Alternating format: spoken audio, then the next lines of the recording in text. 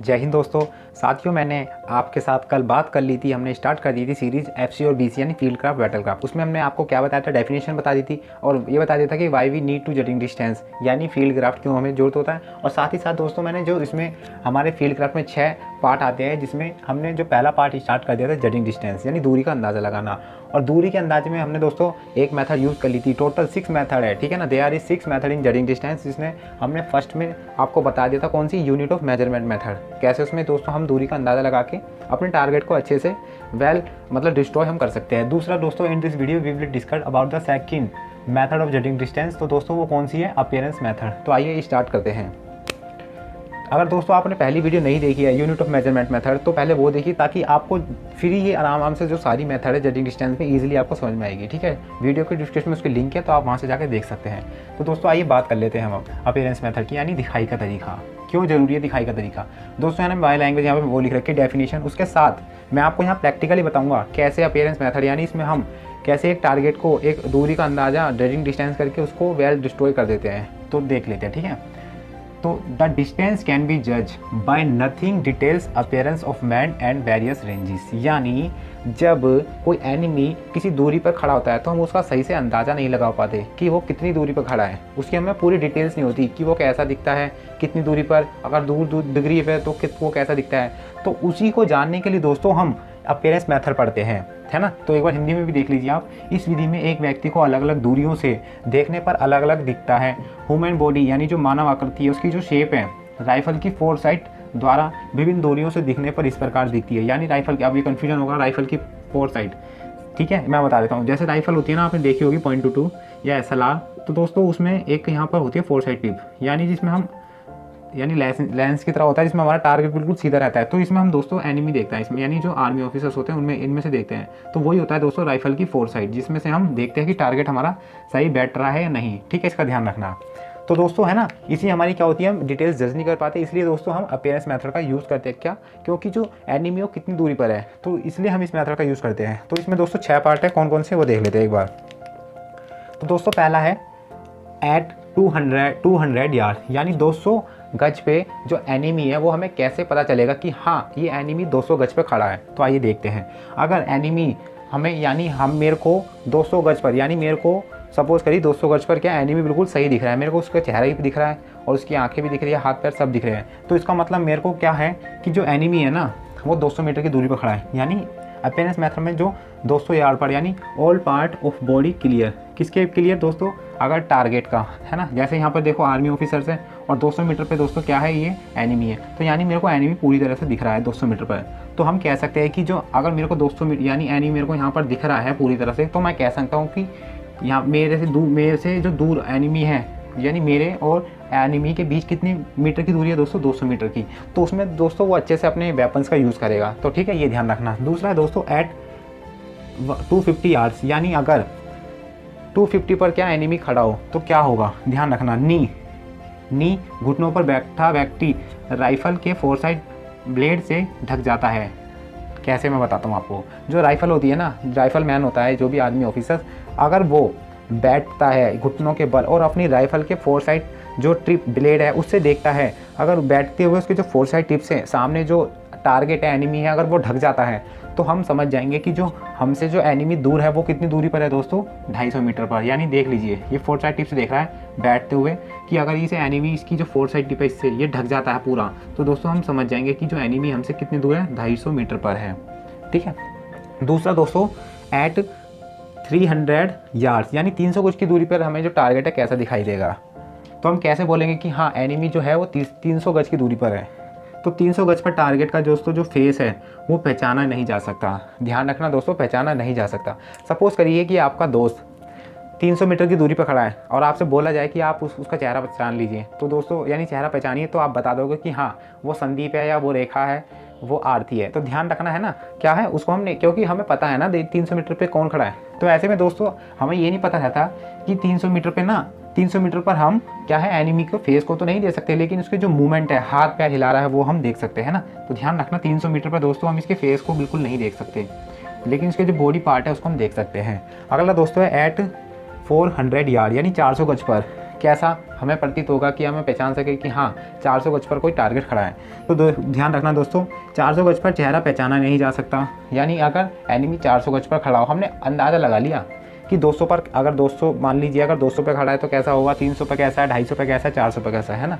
तो 400 पे दोस्तों पहचाना नहीं, चेहरा पहचाना ही नहीं जा सकता। और जो खड़ा व्यक्ति यानी जो राइफल मैन है वो खड़ा होके अपनी राइफल की 4 साइड टिप से, इसमें दोस्तों क्या था, बैठा हुआ 250 में, लेकिन 400 में दोस्तों अगर जो आर्मी ऑफिसर्स है वो राइफल की 4 साइड टिप से आप उसको एनिमी को देखे, अगर वो खड़े होकर राइफल की 4 साइड ब्लेड से वो ढक जाता है तो हम समझ जाएंगे कि जो राइफल यानी जो वो एनिमी है वो एनिमी और जो ऑब्जर्वर है, जो आर्मी ऑफिसर्स हैं, उनके जो बीच की दूरी है कितनी है, 400 मीटर पर। यानी हम समझ जाएंगे कि जो हमारा टारगेट है कितनी दूरी पर, 400 मीटर पर। ऐसे दोस्तों एट 500 यार्ड में क्या होता है, कंधे यानी जो ऑब्जेक्ट है कोई 500 मीटर पर, अगर हमें पता चलना है कि ये कितनी दूरी पर पहचाना जाए तो हम इनमें से यूज़ करेंगे कौन सी फिट हो रही है। कंधे के ऊपर का दोस्तों भाग है वो पहला पतला, है ना दोस्तों, क्या है, कंधे के ऊपर का भाग पतला दिखाई देगा, है ना। पहला ये कंधे का ऊपर भाग पतला दिखाई देगा, यानी फेस है बिल्कुल पतला दिखाएगा, ऐसा शंकु होता है ना, ऊपर की तरफ नोक बना रहता है, ऐसा ध्यान रखना, ऐसा दिखाई देगा। साथ ही साथ दोस्तों जो बॉडी की जो मूवमेंट है वो दिखाई देगी, यानी बॉडी की मूवमेंट हमें दिखाई देगी, लेकिन जो चेहरा है वो बिल्कुल नहीं दिखाई देगा। और क्या होगा, पतला होगा, ऊपर की तरफ पतला होता जाएगा। अब बात कर लेते हैं दोस्तों एट 60-100 यार्ड। इसमें क्या होगा, इसमें अगर हमें पहचानना होगा तो इसमें दोस्तों टारगेट का सर यानी जो सर का बिंदु बिल्कुल छोटा दिखेगा। आप देखना कभी 600 मीटर पे दूर किसी बंदे को आप देखोगे तो बिल्कुल पतला दिखेगा, सर बिल्कुल पतला दिखेगा, ना चेहरा पहचाना जा सकता, जैसा दिखाई देना लगता है। और जो शोल्डर के नीचे यानी जो टारगेट है उसके शोल्डर के नीचे दोस्तों उसका जो भाग है वो पतला दिखाई देने लगता है। तो ऐसे ही दोस्तों अगर कोई मान लीजिए यहाँ ए बंदा है, यहाँ बी है, अब हमें नहीं पता कि जो वो कितनी दूरी पर खड़े हैं, तो अपीयरेंस मेथड को हम यूज़ करेंगे कि 200 मीटर पर ये फॉलो हो रही है नहीं हो रही, विधि मेथड 250 पे फॉलो नहीं हो रही, नहीं, अगर 400 पे दोस्तों फॉलो हो रही है तो हम समझ जाएंगे, यानी इसमें चेहरा नहीं दिख रहा और दोस्तों दो व्यक्ति जो खड़ा हुआ है 4 साइड टिप से वो ढक रहा है, तो हम समझ जाएंगे कि जो टारगेट है हमसे कितनी दूरी पर है, 400 दूरी पर है। तो इसलिए दोस्तों अपीयरेंस मेथड हम पढ़ लेते हैं। तो अब बात करते हैं दोस्तों हम ब्रैकेटिंग मेथड। तो आइए देखते हैं दोस्तों, अब मैं बात कर लेता हूँ ब्रैकेटिंग मेथड। हिंदी में भी इसे क्या दोस्तों ब्रैकेटिंग मेथड कहते हैं, ठीक है। अब बात कर लेते हैं इसकी डेफिनेशन है। इसमें हम जब लिखेंगे, जब एग्जाम में पूछा भी जाता है explain the method of various method of judging distance, तो आपको एक्सप्लेन करने के लिए बोल सकता है, वरना आपको नाम मेंशन करने के लिए बोल सकता है, ठीक है। तो हम दोनों तरह के प्रिपरेशन करेंगे, ठीक है। तो ब्रैकेटिंग मेथड, ठीक है, इसमें ध्यान रखो, in this method the maximum and minimum distance of the target are estimate and average, ठीक है। ध्यान रखना, एक बार हिंदी में पढ़ देता हूँ आराम से। इस विधि में लक्ष्य की अधिकतम व न्यूनतम दूरी का अनुमान लगाकर उसका औसत निकाल लिया जाता है। आपको समझ में भी आ गया होगा कैसे, ठीक है, मैं बताता हूँ। आपने ये समझ लिया होगा किसी भी मतलब कोई टारगेट है ना, मैक्सिमम एंड मिनिमम टारगेट कर लेते हैं, उसको हम निकाल लेते हैं, फिर एस्टिमेट हम मान लेते हैं। कैसे, नहीं आ रहा होगा समझ में तो अब ऐप के इसके फिगर के माध्यम से आ जाएगा, ठीक है। तो समझिए यहाँ पर दोस्तों क्या है, ये आर्मी ऑफिसर्स हैं, यानी सेक्शन प्लाटून कोई व्यक्ति है ना, ये आर्मी ऑफिसर्स है, और इसके सामने क्या है दोस्तों, टारगेट है इसका, इसके सामने क्या है, इसका टारगेट है। लेकिन ये जो बंदा है आर्मी ऑफिसर, ये जो टारगेट है इसके सामने, वो इसका डिस्टेंस नहीं निकल पा रहा, मतलब सही से डिस्टेंस नहीं निकल पा रहा, बड़ा कंफ्यूज है। कैसे कि ये सोच रहा है यार इसका जो डिस्टेंस है मेरे और टारगेट के बीच में यार वो 400 भी है, मेरे को लग रहा है 400 है, ये कह रहा है आर्मी वाला, और ये कह रहा है भाई मेरे को लग रहा है 600 भी है ना। तो इसने मतलब मिनिमम ले लिया कि ये मेरे पास है कितना, 400, और मैक्सिमम ले लिया कितना, इन्हें 600 ले लिया या 800 ले लिया, चलो 800 मान लेते हैं। इन्होंने मिनिमम ले लिया दोस्तों कितना, 400 ले लिया, और ये मैक्सिमम कितना मान रहा है दोस्तों, 800। यानी इसमें हम मिनिमम और इसका जो मैक्सिमम ले लेंगे। इन्हें मिनिमम कितना मानना दोस्तों, 400, और मैक्सिमम इन्हें मानना दोस्तों कितना, 800, यानी इस व्यक्ति ने। तो हम क्या करेंगे दोस्तों, मिनिमम और मैक्सिमम को जोड़ के डिवाइड बाई 2 से कर देंगे, और जो हमारा डिस्टेंस निकलेगा वही दोनों के बीच यानी आर्मी और टारगेट के बीच का डिफरेंस होगा। तो मिनिमम कितना लिया था दोस्तों, इन्हें 400 लिया था, और मैक्सिमम कितना लिया था दोनों, 800। तो टोटल कितना हुआ दोस्तों, 1200, और डिवाइड 2 से करेंगे यानी ये कितना आ गया, 600। यानी जो आर्मी ऑफिसर्स जो टारगेट है इसकी जो दूरी है वो कितने मीटर है, 600 मीटर की दूरी पर ये खड़ा है। तो इसलिए हम क्या दोस्तों ब्रैकेटिंग मेथड का यूज़ करते हैं, ठीक है। इस चीज़ का भी आप ध्यान रखना। दूसरा सबसे बड़ी क्या नोट इसमें करने की बात है, क्या इसमें यानी जजिंग डिस्टेंस में जो ब्रैकेटिंग मेथड का हम जब यूज़ करेंगे जब हमें टारगेट 300 या 300 से ज़्यादा दिखाई दे रहा हो, यानी मिनिमम तो इसमें दोस्तों 300 यार्ड होना ही चाहिए। अगर 300 से कम होगा तो हम दोस्तों या तो हमारी जो अपीयरेंस मेथड थी या हमारी जो यूनिट ऑफ मेजरमेंट मेथड थी उसको यूज़ करेंगे। तो इसलिए इसमें ध्यान रखना है दोस्तों, हमें 300 से जब भी मतलब हमें 300 से ज़्यादा लग रहा है टारगेट और हम कन्फ्यूज हो रहे थे, उसमें दोस्तों हम ब्रैकेटिंग मेथड का यूज़ करेंगे। यानी जो टारगेट होना 300 से दूर होना चाहिए, जब भी हम दोस्तों इसमें ब्रैकेटिंग मेथड का यूज़ करेंगे। तो होपफुली आपको समझ में आ गया होगा। नेक्स्ट हम मेथड की बात कर लेते हैं दोस्तों, सेक्शन एवरेज मेथड। बड़ा ईजिली है दोस्तों, आप बस एक बार पढ़ लोगे ना समझ में आ जाएगा कैसे। सेक्शन एवरेज मेथड ये दोस्तों कौन सी तीसरी मेथड है, इसको आप ध्यान रखना है ना, सॉरी चौथी मेथड है। आपको पहले बता दिया यूनिट ऑफ मेजरमेंट, उसके बाद अपीयरेंस, उसके बाद तीसरी ब्रैकेटिंग, अब है चौथा दोस्तों सेक्शन एवरेज मेथड। क्या होता है देखो, इन this method the distance of all soldiers of the section is estimate distance taken by them is taken. यानी इसमें तो दोस्तों सेक्शन जो फाइल होती है, यानी जो प्लाटून होता है ना सेक्शन, तो सेक्शन में दोस्तों 10 सोल्जर्स होते हैं, 10 सोल्जर्स होते हैं और सामने उसका कोई टारगेट है। और जो अनुमान यानी जो उसमें सेक्शन कमांडर होता है उनसे कहता है सभी जो 10 सोल्जर्स हैं, और खुद से भी मतलब जज करता है कि आपको ना वो जो टारगेट है उसको पहचानो कि वो कितनी दूरी पर है। यानी सबसे पूछता है वो आपकी टारगेट पहचानो कि आपसे कितनी दूरी पर है। तो दोस्तों ऐसे में जो पहला सोल्जर्स है वो तो बताता है कि 200 मीटर की दूरी पर, दूसरा 300, अगला 250, अगला 200, अगला 150, अगला 500, अगला 350, ऐसे ऐसे करते दोस्तों 9वां 200 और 10वां दोस्तों 300 बताता है ना। तो ये 10 सोल्जर्स है ना, ध्यान रखना कितने दोस्तों 10 सोल्जर्स है। और ये 10 सोल्जर्स अपने अपने अनुमान से हमें बता देते हैं कि जो टारगेट है इतनी दूरी पर, इतनी दूरी पर, इतनी दूरी पर है। तो इस मेथड का यूज़ क्या होता है दोस्तों, जितने सोल्जर्स हैं उनका हमने सबसे एस्टीमेट हमने निकलवा यानी एवरेज निकलवा लिया कितना, कि आप अंदाज़ा लगाइए कितनी दूरी पर खड़ा है, इनको हमने सबको लिख लिया और इसमें जो सभी की जो अंदाज़ा लगाया था उनको जोड़ लिया, और जितने दोस्तों जो मेंबर यानी जो सोल्जर्स हैं उनको हमने डिवाइड कर दिया। तो ध्यान रखना दोस्तों ये टोटल कितने होगा 2800, और ये कितने हो गए दोस्तों 10। तो 10 से डिवाइड करेंगे दोस्तों कितना आ गया, यानी जो टारगेट हमारा कितनी दूरी पर है 280 मीटर की दूरी पर है। तो आई होप दोस्तों आपको ये समझ में आ गया होगा। अब दोस्तों नेक्स्ट बात करते हैं हम हाल्विंग मेथड की। तो साथियों अब बात कर लेते हूँ मैं दोस्तों हाल्विंग मेथड। यानी हाल्विंग का मतलब दोस्तों आधा होता है, यानी किसी चीज़ का 1 and हाफ, यानी हाफ एंड 1, ठीक है। तो ध्यान रखना। तो हाल्विंग मेथड दोस्तों आधी दूरी विधि होती क्या है, मैं आपको एक बार यहाँ पढ़ देता हूँ, उसके बाद आपको ईजिली समझा दूँगा, है ना। तो ध्यान रखना दोस्तों, इसमें मैं बता ही दूँ आपको इसमें क्या होता है कि इसमें तो कोई भी मेरे और ये मेरे से दूरी कोई टारगेट है ना, मेरे और मेरे से दूर कोई टारगेट है। ध्यान रखना, मेरा या मैं हूँ और मेरे से दूर कोई टारगेट है, लेकिन मैं उस दूरी का अंदाज़ा नहीं लगा पा रहा हूँ कि वो टारगेट या दोस्तों ये कार है कितनी दूरी पर है। तो ऐसे में दोस्तों हम हाल्विंग मेथड का यूज़ करते हैं। तो इस मेथड के हम यूज़ करते क्या है कि हम जो मैं यहाँ पर हूँ, मैं और इस यानी जो कार के बीच की दूरी है, मैं दोस्तों इसको हाफ़ कर लेता हूँ कि मेरे और जो कार के बीच की हाफ दूरी है ना वो दोस्तों 200 मीटर है, 200 मीटर है। ये हमने ले लिया आधी है, लेकिन फिर उसके बाद ध्यान हम इसको डबल कर देते हैं, तो 200 मल्टीप्लाई 200 400, यानी जो इसके और इसके बीच का दोस्तों कितना डिफरेंस हो गया 400 मीटर। अब एक बार डेफिनेशन पे भी आ जाते हैं, ठीक है। तो एक बार देख लीजिए, इन this method by first estimate half the distance of the target and later duplicate the distance fully estimate, है ना।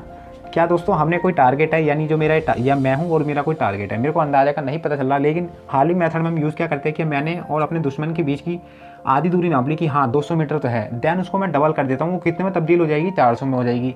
तो दोस्तों मेरे और जो टारगेट के बीच की दूरी कितनी होगी दोस्तों, अब 400 मीटर हो गई। तो मैं अच्छे से यूज़ कर सकता हूँ कि हाँ 400 मीटर पर जो है टारगेट है, मेरे को कौन सा वेपन्स यूज़ करना चाहिए, है ना। तो आराम से दोस्तों आपको समझ में आ गया होगा, है ना। यहाँ लिख भी रखा है तो आप वो पढ़ लीजिए और ये समझ में भी आ गया होगा। अब बात कर लेते हैं दोस्तों last one, method of the judging distance. तो की रेंज मेथड यानी परिचित दूरी विधि। पहले इसका मतलब बता देता हूँ, आपको बिल्कुल ईजिली समझ जाओगे क्या होता है। परिचित का मतलब दोस्तों क्या होता है, जब आप भी एक या दो दोस्त मिलते होंगे आपस में, तो ये कई बार बोलते हो ना भाई तू इससे परिचित है, यानी तू इसको जानता है या नहीं जानता। तो परिचित का मतलब दोस्तों हम जानते हैं। तो दोस्तों की का मतलब जानते हैं, यानी इस मेथड में क्या होता है, हमें ना दूरी का पता होता है। अगर कोई टारगेट मेरे से 100 मीटर की दूरी पर खड़ा है, मेरे को पता है कि हाँ जो टारगेट वहाँ पर खड़ा है किसी बिंदु पर वो 100 मीटर पर है मेरे से और उसकी दूरी, तो मैं किसका वेपन यूज़ करके हम यूज़ कर सकते हैं, कैसे।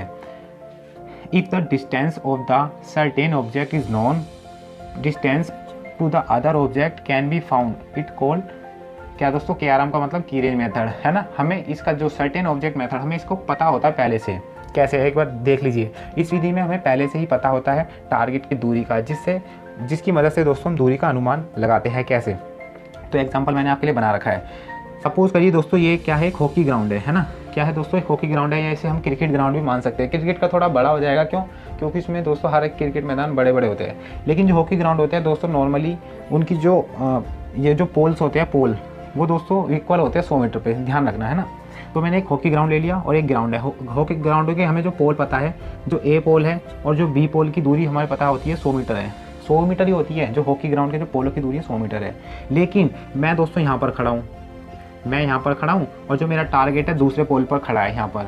तो ये तो मेरे को पता है कि जो पोल की दूरी है, एक पोल से दूसरे पोल की दूरी 100 मीटर है और दूसरा पोल पे दोस्तों टारगेट खड़ा है और मैं पहले पोल पे खड़ा हूँ। तो मेरे को पता चल गया, यानी 100 मीटर की दूरी पर मेरा टारगेट है। तो मैं दोस्तों कौन सी वेपन यूज़ करूँगा, कौन से एनिमेशन यूज़ करूँगा उसको ख़त्म करने के लिए। तो दोस्तों इसलिए दोस्तों किसका, हम की रेंज मेथड का यूज़ करते हैं। जैसे एक दूसरा एग्जाम्पल और आपके लिए दोस्तों, आपने कभी गली में देखा होगा या कहीं रोड पर देखा होगा, पुल पर, हाईवे पर, बेसिकली वहीं पर होते हैं बिजली के खंभे होते हैं लाइट वाले।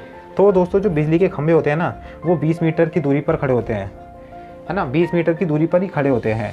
सपोज़ कीजिए मैं पहले खंभे पर यहाँ खड़ा हूँ और मेरा जो टारगेट है वो तीसरे चौथे खंभे पर खड़ा है। तो मैंने अंदाज़ा लगा लिया, पहले से दूसरा 20 हो गया, दूसरे से दूसरा 40 हो गया, तीसरे से चौथा 20 यानी 60 हो गया। तो हमने तीनों को जोड़ दिया, कितना हो गया 60 मीटर। यानी जो मेरा टारगेट है वो कितनी दूरी पर है, 60 मीटर। तो ऐसे में दोस्तों हमें पता चल जाएगा कि मेरा टारगेट कितनी दूरी पर है और हम उसको कैसे ख़त्म कर सकते हैं। ठीक है, तो ये था दोस्तों कितना, हार्वी मेथड और की रेंज मेथड। तो मैंने दोस्तों आपको जो 6 मेथड थी इसमें कौन कौन सी एक बार आपको रिवाइज करा दूँ। मैंने पहला जो था यूनिट ऑफ मेजरमेंट मेथड, फिर दूसरा अपियरेंस मेथड, तीसरा दोस्तों ब्रैकेटिंग मेथड, चौथा मैंने आपको बताया था दोस्तों हार्विंग मेथड, उसके बाद दोस्तों की रेंज मेथड और आपको एक और बताया था सेक्शन एवरेज मेथड। तो दोस्तों ये तमाम ये दोस्तों 6 मेथड है जिससे हम जजिंग डिस्टेंस का दूरी का अंदाज़ा लगाते हैं। कहाँ पर दोस्तों, फील्ड क्राफ्ट में, फील्ड क्राफ्ट में लगाते हैं, ध्यान रखना फील्ड एरिया में, ताकि हमारा जो टारगेट है उसको हम अच्छे से डिस्ट्रॉय कर सके। तो इसलिए हम जजिंग डिस्टेंस पढ़ते हैं और ये 6 मेथड दोस्तों एग्जाम में पूछी भी जाती है। तो उम्मीद करता हूँ आपका जो भी डाउट है दोस्तों इसमें सारा सॉल्यूशन उसका हो गया होगा। तो दोस्तों सबसे मैं आपको बताऊं तो जजिंग डिस्टेंस में दोस्तों 2 पॉइंट और है। जब हम जजिंग डिस्टेंस निकालते हैं दोस्तों, हम जब इन मेथडों का यूज़ करते हैं, जाहिर सी बात है कि या तो डे में करेंगे या दोस्तों नाइट में करेंगे। तो ऐसे में दोस्तों एक तो होता है जजिंग डिस्टेंस में यानी ड्यूरिंग के समय, यानी जजिंग डिस्टेंस ड्यूरिंग डे यानी दिन के समय। अगर हम किसी वस्तु को देखते हैं और हम मेज़र करते हैं कि हाँ कि ये वाला ऑब्जेक्ट मेरे से इतनी दूरी पर है। कभी कभार ऐसा भी होता है कि हम कम या ज़्यादा दूरी लगा लेते हैं किसी वस्तु का, है ना, यानी मेरे से जो मेरा टारगेट है वो है तो 100 मीटर पर, लेकिन हमने ज़्यादा लगा लिया 200 मीटर पर है। वो दिन के समय होता है। कभी कभार दोस्तों हम सोचते हैं कि वो टारगेट 200 मीटर पर है एक्यूरेट, लेकिन हम क्या है उसको थोड़ा दिन के समय क्या हम समझते हैं कि 100 मीटर पर है। तो ऐसी सिचुएशन क्यों क्रिएट होती है वो इसमें जानेंगे। उसका सोल्यूशन कैसे है कि आप इन सबसे बच सको, यानी जजिंग डिस्टेंस में इन चीज़ों से। तो वो चीज़ें हमें याद करने के लिए है। तो ड्यूरिंग के समय दोस्तों 2 क्रिएशन होती है प्रॉब्लम। क्या होती है, एक तो डिस्टेंस आर ओवर एस्टिमेट, यानी दिन के समय हम जो जजिंग डिस्टेंस करते हैं अपने ऑब्जेक्ट को हम क्या करते हैं थोड़ा ज़्यादा समझ लेते हैं, यानी ज़्यादा दूर है लेकिन होता नहीं है। जैसे मान लीजिए ए और बी के बीच की दूरी क्या है दोस्तों 10 मीटर है, लेकिन हम क्या होता है कभी कभार ए और बीच की दूरी दोस्तों हम कितना मान लेते हैं 20 मीटर मान लेते हैं। तो इन समस्याओं को सॉल्यूशन मतलब इन समस्याओं को हल करने के लिए हम इन चीज़ों को पढ़ते हैं, है ना। जजिंग डिस्टेंस ड्यूरिंग यानी डिस्टेंस आर ओवर एस्टिमेट, जब हम दूरी का अंदाज़ा लगा लेते हैं, है ना, यानी दूरी का एक्यूरेट एक्चुअल से ज़्यादा अनुमान किस सूरत में लगाते हैं, यानी ओवर एस्टिमेट कब करते हैं, किन चीज़ों को करते हैं कि हाँ ये 10 मीटर पर होनी चाहिए लेकिन होती वो 10-20 मीटर पर है, या वो 40 मीटर पर होती है एक्चुअल उसकी जो कंडीशन है वहीं पर है, लेकिन हम सोचते हैं कि हाँ ये 30 मीटर पर है। तो ऐसी कंडीशन क्यों होती है ना। तो यही देखते हैं डिस्टेंस आर ओवर एस्टिमेट। ये पूछा भी जाता है दोस्तों एग्जाम में, जब मैं आपको प्रैक्टिस सेट कराऊंगा तो जब बताऊँगा। यानी दोस्तों यानी ओवर एस्टिमेट हम कब करते हैं। तो दोस्तों पहला light is bad, light is bad यानी जब है प्रकाश यानी जो उजाला है वो कम ज़्यादा ना हो। कैसे समझिए, आप जब 15 एग्जांपल बता देता हूँ, जब आप 15 अगस्त पे देखते हो दिन के समय जब आप जाते हो छत पर, तो सूरज जो हमारे होता है ऊपर ही होता है, यानी 12 बजे हमारे सर के ऊपर ही होता है, ऊपर बिल्कुल। तो उसमें हम किसी वस्तु को देखते हैं, उसमें सूरज को देखते हैं हमारे पास दिख नहीं पाता, है ना। जैसे ही हम दोस्तों यानी पास है दिन के समय, है ना, उस समय, और जैसे ही हम छत पर 15 अगस्त वाले दिन शाम को जाते हैं तो हम जब सूरज को देखते हैं वो कितना दूर दिखने लग जाता है। यानी प्रकाश के अभाव के कारण हमने उस वस्तु को जब हमने देखा था तो सूर्य कितना पास लग रहा था, और जब हम शाम को गए तो वही सूर्य कितना मतलब दूर लग रहा था। किसके कारण, प्रकाश ना होने के कारण। तो ऐसा अक्सर इन चीज़ों में देखा जाता है जजिंग डिस्टेंस में, ठीक है। अब बात कर लेते हैं दोस्तों दूसरा क्या मतलब ओवर एस्टिमेट होता है जो डिस्टेंस में। The sun is in the observer eye, यानी जो ऑब्जर्वर है अगर किसी सेक्शन में, यानी जो सैनिक है वो दिन के समय क्या बोलते हैं किसी को सूर्य के समय किसी टारगेट को देख रहा है, तो अगर उसकी आंखों के सामने सूर्य आ जाता है और हमें पता है जब हमारी आंखों के सामने सूर्य आ जाता है तो मैं आपको बता दूं कि हमारी आंखों में 2 सेल्स होते हैं, एक तो होता है रोडोप्सिन सेल्स और एक होते हैं ऑप्सिन सेल्स। रात के समय जब हम किसी चीज़ को देख पाते हैं तो वो दोस्तों रोडोप्सिन सेल से होता है, रोडोप्सिन, है ना, रोडोप्सिन सेल से देख पाते हैं, और दिन के समय हम किसी चीज़ को देख पाते हैं तो वो हमारे ऑप्सिन सेल से देखते हैं। यानी उल्लुओं में कौन सा सेल्स पाया जाता है, रोडोप्सिन सेल, लेकिन जो मानव है उसमें दोनों ही पाया जाता है, लेकिन ऑप्सिन ज़्यादा पाया जाता है, रोडोप्सिन कम पाया जाता है, क्योंकि हम रात को सही से ज़्यादा चीज़ एक्यूरेट नहीं देख सकते। तो ऐसे ही दोस्तों अगर सन कोई ऑब्जर्वर है उसके आंखों के सामने आ जाता है, जाहिर सी बात है कि जो हमारी आंखें हैं वो सिकुड़ेगी और इतनी वो एक्चुअल नहीं दे पाएगी रोशनी जितना हम देख पाएंगे। तो ऐसे में क्या होगा दोस्तों, तो एग्जांपल दे दूं मैं कि एक दूरी है, इक्वल दूरी है, उस इक्वल दूरी पर दोस्तों 10 मीटर की दूरी पर दोस्तों वहाँ पर एक पेड़ भी है और दोस्तों एक बच्चा भी है और दोस्तों कार भी है, तीनों एक ही दिशा मतलब एक्चुअल दिशा में है। तो ऐसे में दोस्तों क्या होगा, जब उसकी आंखों पर सूर्य का प्रकाश पड़ेगा तो दोस्तों उसको दूर नज़र आने लगेगा, है ना। ये सभी दोस्तों क्या है इसमें ध्यान रखना है, यानी दूर ये चीज़ में इसको यही देखना है। आंखों के सामने सूर्य आ जाएगा तो हमें कोई चीज़ दोस्तों यानी हम ओवर एस्टिमेट करेंगे उसे, यानी हमें दिख नहीं रही तो वो दूर होगी। तो इस चीज़ का हम थोड़ा ध्यान रखना है ना। तीसरा दोस्तों, the object is small in relation to its surrounding, यानी लक्ष्य अपनी निकट वस्तु की अपेक्षा छोटा होता है। कैसे, देखो ये वाला एग्जांपल है, बेसिकली इसी के लिए यूज़ है। ये वाला तो दोस्तों नॉर्मल है कि आंखों का जब हम पे सूर्य का होगा तो हमें किसी चीज़ को नहीं देख पाएंगे तो हम उसका अंदाज़ा गलत लगाएंगे कि वो उतनी दूरी पर है, ठीक है। लेकिन ये वाला the object is small in relation to its surrounding, यानी लक्ष्य अपनी निकटता वस्तु का अपेक्षा, यानी सपोज कीजिए कि 10 मीटर की मतलब एक लाइन है, उसमें दोस्तों ये तीनों इक्वल है, यानी पेड़ भी एक ही दिशा में वहीं है, बच्चा भी वहीं है और ये जो कार भी वहीं है। ये जैगवार बार बार आ रही है वैसे तो, जो ये जैगवार भी वहीं है। तो ऐसे में दोस्तों क्या होता है, कभी कभार दिन के समय में हम चीज़ों का अंदाज़ा लगा देते हैं क्या कि ये तीनों तो एक ही लाइन में है, लेकिन हम जब देखते हैं तो दोस्तों ये हमें छोटा दिखता है इस समय, यानी ये पेड़ भी इसमें ही है, पेड़ बड़ा है और ये भी इतना है, तो लेकिन जो छोटा है हम सोचते हैं कि जो ये दूर से हमें छोटा दिख रहा है तो ये दूर होगा, लेकिन एक्चुअल में नहीं है कि वो तीनों इक्वल ही है, एक ही दिशा में है। तो हमें जो दूर क्या होता है कि हम दिन के समय ओवर एस्टिमेट कर देते हैं छोटी चीज़ों को देख के कि हाँ वो दूर है, लेकिन एक्चुअल में वो एक ही जगह होते हैं। तो इसलिए हम ओवर डिस्टेंस ओवर एस्टिमेट में यह पढ़ते हैं, ठीक है। अगला है दोस्तों looking through a valley of a narrow land, या नैरो है ना, ये ध्यान रखना। जैसे किसी घाटी में से या गली में से अनुमान लगाना। सपोज़ कीजिए आप कोई आपकी 15 फीट वाली गली है और आप किसी चौड़ी गली से देखते हो, मतलब चौड़ी गली में हो आप और चौड़ी गली से किसी को देखते हो तो दोस्तों आपको बड़ा ही नज़र आएगा। लेकिन अगर आप बिल्कुल नैरो गली से देखते हो तो दोस्तों आपको जो कोई चीज़ दिखेगी वो दूर ही दिखेगी। नैरो गली में आप देखोगे, यानी आपका कोई टारगेट है नैरो गली में, तो आप जब देखोगे तो आपको दूर लगेगा, और वही जो गली है बड़ी होगी और जिसमें टारगेट दिखेगा तो आपको दोस्तों क्या होगा, वो पास लगेगा। तो ऐसे में दोस्तों हम ओवर एस्टिमेट कर देते हैं, है ना। यानी घाटी यानी नदियों के आसपास अगर टारगेट है तो हम दूर बोल देते हैं, हाँ दूर होगा, लेकिन एक्चुअल में नहीं होता है, ठीक है। अगला है दोस्तों लाइंग डाउन, यानी कभी कभार जो होता है इसमें जब कोई भी सेक्शंस कमांडर होते हैं वो क्या दोस्तों अगर लेट के किसी टारगेट को देखते हैं या हम भी किसी लेट के किसी चीज़ को देखते हैं, ऑब्जेक्ट को देखते हैं, तो दोस्तों हमेशा वो हमसे दूर दिखती है। तो ये दोस्तों ओवर एस्टिमेट में होता है, ठीक है ना। जैसे मैंने आपको बता दिया था यहाँ पर, है ना, इसको इसका ध्यान रखना।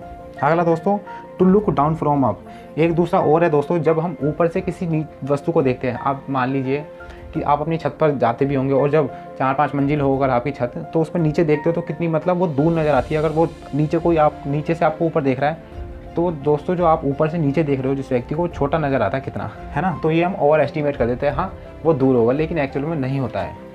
अगला दोस्तों क्या होता है, डिस्टेंस आर अंडर एस्टिमेट। कई बार होता है कि हम एक्चुअल में अगर ए और बी की दूरी दोस्तों 20 मीटर है, एक्चुअल में 20 मीटर है, लेकिन हम क्या होता है कभी कभार बोल देते हैं 15 मीटर पर होगी, यानी हमने अंडर एस्टिमेट कर दिया उसे, 20 मीटर पर ना होकर 15 मीटर लिया है हम। तो ऐसे में दोस्तों डिस्टेंस आर अंडर एस्टिमेट, यानी दूरी का एक्चुअल यानी वास्तविकता से कब कम नज़र आती है। तो उसके कब कम नज़र आती है हमें, तो उसके रीज़न है क्या, द लाइट इज़ ब्राइट। जब दोस्तों सूर्य का प्रकाश अधिक होगा तो हमें चीज़ें थोड़ी है पास दिखाई देगी। कैसे, जैसे मैंने अभी एग्जांपल दिया था यहाँ पर समझा दूँ कि जो पेड़ है, बच्चा और जो जैगवार द्वारा आ गई, ये दोस्तों एक ही लाइन में है। जब इस पर सूर्य का प्रकाश ज़्यादा पड़ेगा तो चीज़ें चमकेगी तो हमें बिल्कुल साफ साफ दिखेगी। हमें पता है कि जो पेड़ है वो बड़ा है बच्चे से, तो दोस्तों जो पेड़ है वो हमें थोड़ा बड़ा लगेगा। बड़ा का मतलब ये दोस्तों पास होगा, यानी ये बच्चा दूर होगा, ये पेड़ पास होगा। तो ऐसे में दोस्तों यानी उजाले के ज़्यादा दोस्तों हमें ऑब्जेक्ट क्या पास लगती है एक्चुअल पोजीशन से, जबकि लेकिन ये तीनों इक्वल है, यानी पहले दोस्तों ये पास होगा फिर ये होगा, यानी बच्चा दूर होगा। तो इस चीज़ का आप ध्यान रखना।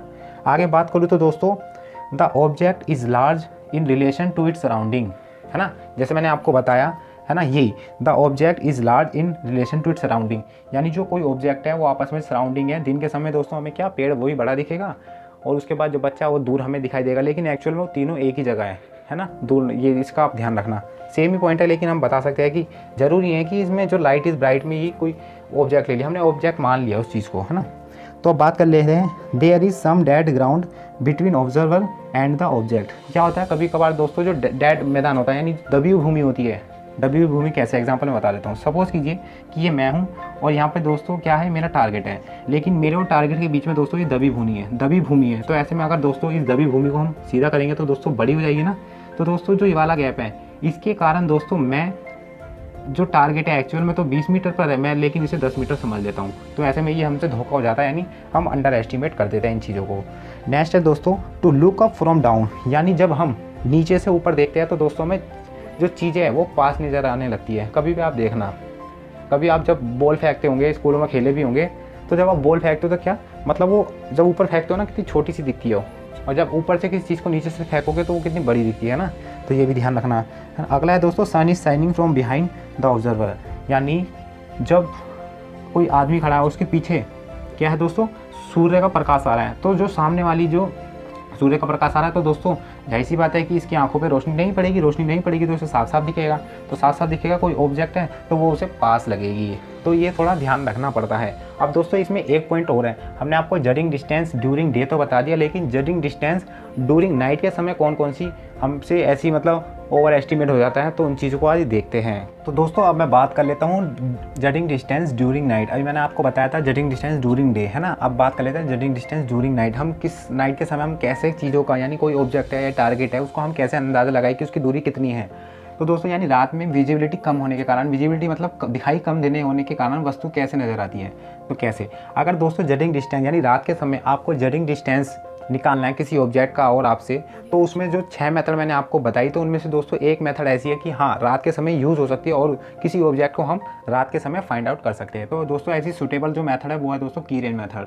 की रेंज मेथड मैं आपको बताई थी कि इसमें हमें क्या होता है, किसी दूरी का पता होता है। जैसे मैंने आपको हॉकी ग्राउंड का बताया था, है ना, जो उसके जो पोल से 100 मीटर की दूरी पर है ना, और जो ए ऑब्जेक्ट है हम यहाँ पर है, बी यहाँ पर है, कोई जो एनिमी यहाँ पर खड़ा है, हमें पता है कि 100 मीटर की दूरी पर है इसका, यानी रात में अंदाज़ा लेके हम समझ सकते हैं और अच्छे से वेल वेपन यूज़ करके उसको हम डिस्ट्रॉय कर सकते हैं। ठीक है, इसमें हम दोस्तों हमें क्या क्या प्रॉब्लम होती रहती है, यानी हम उन चीज़ों को देखें ड्यूरिंग नाइट के समय। अगर बाई चांस मान लीजिए खंभों से लाइट चली जाए, और मैंने अभी आपको बताया था, है ना, कि खंभों से लाइट चली जाए, तो इसमें क्या होता है, की रेंज मेथड में बताया था ना मैंने आपको, है ना, खंभों से दोस्तों क्या लाइट चली जाए, तो हमें पता है जो खंभे होते हैं 20-20 मीटर की दूरी पर होते हैं, खंभे से लाइट चली गई और तीसरे खंभे पर कोई टारगेट खड़ा है, तो हम समझ जाएंगे कि वो टारगेट हमसे तीसरे खंभे पर खड़ा है, यानी 60 मीटर पर खड़ा है। तो ऐसे में हम उनको अच्छे से समझ जाएंगे कि हाँ यहाँ पर कोई टारगेट है। दूसरा दोस्तों, अगर ऑब्जेक्ट बड़ी है, यानी रात के समय अगर हमें टारगेट देखना है और कोई वो जो टारगेट है वो ऑब्जेक्ट बड़ा है, तो हम दोस्तों आसानी से उसको देख सकते हैं। यानी इनकी दूरी का अंदाज़ा लगाने के लिए पहले से हमें दोस्तों प्रोमिनेंट मार्क कर लेते हैं। अगर हमें खंभों से, यानी हमें खंभों की पता रहता है, ऑब्जेक्ट हमें पता रहता है कि अपने आसपास, वही कहाँ पर, फील्ड एरिया में। इसलिए दोस्तों हमें क्या दोस्तों फील्ड एरिया ज़रूरी होता है पढ़ना, जजिंग डिस्टेंस निकालने के लिए, है ना, कैसे हम अच्छे से उसको डिस्ट्रॉय कर सकें, एनिमी को कहाँ ज़्यादा से ज़्यादा नुकसान पहुँचे। तो ऐसे में दोस्तों ऑब्जेक्ट बड़ी हो तो उन चीज़ों का सभी का ध्यान रखना पड़ता है ड्यूरिंग नाइट के समय, ताकि ये हमें पहले से, यानी हम प्रोमिनेंट मार्क कर लेते हैं, यानी ये इतनी दूरी पर है, ये इतनी दूरी पर है। इसलिए दोस्तों फील्ड क्राफ्ट में हमें इनकी सबकी ज़रूरत पड़ती है, ताकि जो भी तो एक अच्छा जो सोल्जर्स बनता है, इसको आप ध्यान रखना, है ना। तो यही दोस्तों इस वीडियो में इतना ही था दोस्तों। मैंने आपको बता दिया आज जजिंग डिस्टेंस, यानी जो फील्ड क्राफ्ट का जो पहला पोर्शन है, जिसमें 6 पोर्शन थे, मैंने आपको बता दिया पहला जजिंग डिस्टेंस, उसमें दोस्तों 6 मेथड थी जो पूरी बता दिया, और दोस्तों जो जजिंग डिस्टेंस ड्यूरिंग नाइट और डे में भी आपको बता दिया। तो दोस्तों आपको वीडियो अच्छी लगी हो तो प्लीज़ लाइक करें, और दोस्तों अपना फीडबैक ना ज़रूर देना, ताकि अगर आपको समझ में आया हो तो मेरे को पता चल जाए कि आपको अच्छे से समझ में आ गया है ना। तो वीडियो में अपना फीडबैक ज़रूर दें, और दोस्तों वीडियो को लाइक करें अगर आपको अच्छी लगी हो, और दोस्तों पहली बार चैनल को देख रहे हैं तो चैनल को ज़रूर सब्सक्राइब कर लीजिए और बगल में बेल आइकन को भी दबा लीजिए। और दोस्तों जो हमारी नेक्स्ट क्लास रहेगी कल, उसमें दोस्तों हम जो फील्ड क्राफ्ट का जो सेकंड पार्ट है, टेकिंग कवर्स, यानी आड़ के जो है ना, आर्क से हमें जो बताते हैं हम टेकिंग कवर्स, हम अपने कल लेक्चर में स्टार्ट करेंगे। तो दोस्तों जब तक के लिए बाय बाय, टेक केयर, जय हिंद, जय भारत।